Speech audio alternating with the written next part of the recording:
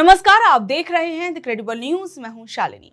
पश्चिम बंगाल और तमिलनाडु विधानसभा चुनावों के लिए गुरुवार को रिकॉर्ड तोड़ वोटिंग हुई। बंगाल की 294 में से 152 सीटों पर पहले फेज में 92.72% वोटिंग हुई। 2 बीजेपी कैंडिडेट्स पर हमला भी हुआ, एक को दौड़ा कर पीटा भी गया। वहीं मुर्शिदाबाद के नौदा में बुधवार देर रात देसी बम से हमले में कई लोग घायल हो गए और नौदा में हुमायूं कबीर और उनके समर्थकों की टीएमसी के कार्यकर्ताओं के साथ झड़प होने की भी घटना सामने आई।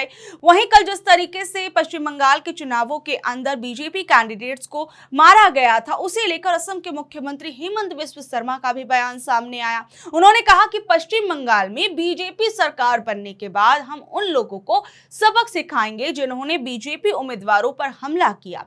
बीजेपी असम में 100 सीटें और पश्चिम बंगाल में 200 सीटें जीतेगी। और यहां तक की सबसे बड़ी बात आप ये देखिए कि हेमंत बिस्व शर्मा ने ये कह दिया कि भारत के मुख्य चुनाव आयुक्त ज्ञानेश कुमार को भारत रत्न दिया जाना चाहिए, क्योंकि देश भर के अंदर उन्होंने एसआईआर को लागू कराने में एक बड़ा योगदान दिया है जो देश कभी नहीं भूलेगा। अग्निमित्र पाल और बीजेपी के कैंडिडेट के ऊपर हमला हुआ, गाड़ी तोड़ा गया, वैंडलिज्म लेकर क्या करेंगे? जो सार में का रिजल्ट देगा, उनका बाद जिन्होंने मारा है उनको मिलकर धुलाई दूंगा, हो जाएगा, हिसाब बराबर हो जाएगा। सार में बीजेपी का सरकार आ रहा है, ये लोगों को दौड़ा के मारना पड़ेगा जो लोग हमारा कैंडिडेट को मारे हैं, ठीक है। सर, कपिल सिब्बल ने आज कहा है निर्वाचन कमिश्नर गणेश कुमार को पद्म भूषण पुरस्कार देना चाहिए। मेरा हिसाब से तो भारत रत्न, जो एसआईआर में इतना अच्छा काम किया है, ज्ञानेश कुमार को तो देश भूल नहीं सकता है। मैं तो चुनाव के बाद असम में भी एसआईआर के लिए निमंत्रण करता हूं। और ज्ञानेश कुमार सचमुच ऐसा एक सीईसी है, उनको जितना सम्मान दिया जाए कम होगा। कितना सीट मिलेगा आज इलेक्शन? 200। असम में 100, बंगाल में 200।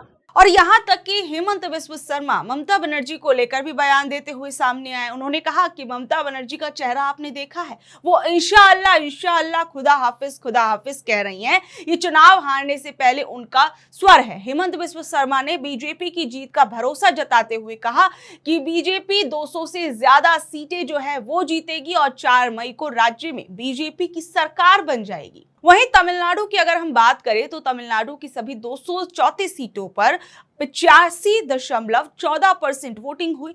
दोनों राज्यों में आजादी के बाद अब तक की सबसे ज्यादा वोटिंग हुई है। इससे पहले तमिलनाडु में सबसे ज्यादा मतदान 2011 में 78.29% था, जबकि बंगाल में 2011 में 84.72% वोटिंग दर्ज की गई थी। वहीं ममता ने वोटिंग के बाद कहा कि बंगाल की जनता ने एसआईआर के खिलाफ बम्पर वोटिंग की। वहीं गृह मंत्री अमित शाह कल ये कहते हुए नजर आए कि टीएमसी का सूरज ढल चुका है। इससे पहले असम, केरलम और पुदुचेरी में 9 अप्रैल को वोटिंग हुई थी। 5 राज्यों के विधानसभा चुनावों के नतीजे 4 मई को एक साथ आने वाले हैं। बहरहाल अब कल जो कुछ हुआ उसको लेकर कई राजनीतिक बयान जो हैं वो सामने आ रहे हैं, जरा उन्हें भी सुनिए। जो बंगाल के संस्कार हैं, इतिहास है,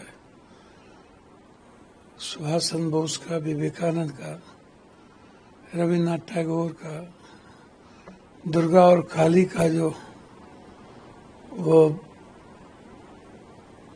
मानवता की जो लड़ाई थी वो बता दिया कि बंगाल सेकुलर सरकार, एक तरफा सेकुलर सरकार होगी। बीजेपी, चुनाव आयोग, ईडी, सीबीआई परास्त, खत्म। लेकिन जिस तरीके से देखा गया मुर्शिदाबाद में भी आज कई जगह हिंसा भैया, मैंने क्या कहा आपको? बंगाल है, स्वाभाविक है आप धमकी दोगे, गाली गलौज करोगे, ए दीदी, गुंडई खत्म कर देंगे, इस तरह महिलाओं को अपमानित करोगे तो बंगाल की जनता तो बदला लेगी। बंगाल की जनता नहीं छोड़ती है किसी को। एक बार जाए ना चुनाव आयोग बंगाल के दिन, चुनाव के दिन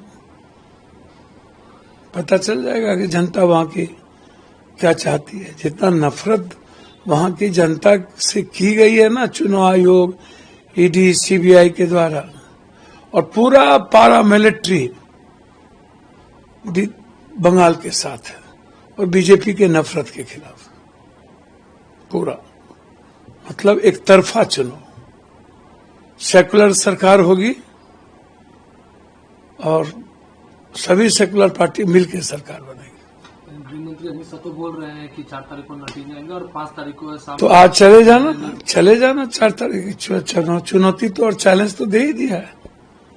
4 को आ जाओ। रात में खुलेआम स्कूटी से घूमेंगे उसका अमित शाह। भैया देश में और स्टेट का क्या हाल है सो नहीं देख रहे हो आप? सब जगह 12 सालों में क्या असम का हाल कर दिया है। असम के मुख्यमंत्री ने सबकी संपत्ति छीन ली है, गाली गलौज करते हैं, सुपारी की खेती, चाय बागान की खेती। अन्य स्टेट में दिल्ली से, बंगाल से इतना नफरत क्यों? बंगाली संस्कृति से इतना नफरत क्यों? दुर्गा काली के संस्कार से इतना नफरत क्यों?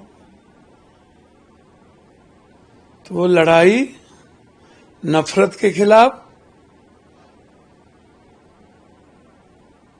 इन बीजेपी नेताओं के अशिष्टता के खिलाफ, व्यभिचारता जो व्यवहार है, जो ऐकार उकार गाली गलौज शुरू किया, उसके खिलाफ वोट डाला गया है।